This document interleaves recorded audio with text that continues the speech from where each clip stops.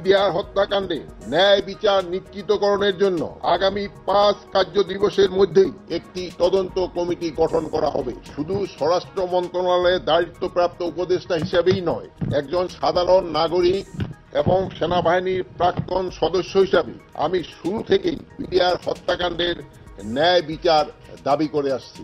বর্তমান অন্তর্বর্তীকালীন সরকার বৈষম্যহীন সমাজ ও রাষ্ট্র প্রতিষ্ঠার লক্ষ্যে জনগণের অধিকার, সুশাসন ও ন্যায় বিচার প্রতিষ্ঠা করতে বদ্ধপরিকর।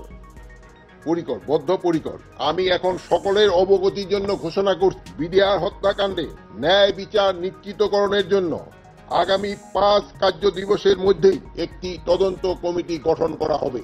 এই কমিটিতে থাকবেন অবসরপ্রাপ্ত বিচারক, সিভিল সার্ভিস, সশস্ত্র বাহিনী ও পুলিশের অবসরপ্রাপ্তদের নিয়ে গঠিত করা হয়েছে। এই সদস্যের সংখ্যাটা এখনো আমরা যেহেতু নিরূপণ করি নাই, এটা 5 জন হইতে পারে, 7 জন হইতে পারে, 9 জন হইতে পারে, বাট এখানে সশস্ত্র বাহিনীর সদস্যের সংখ্যাটা একটু বেশি থাকবে।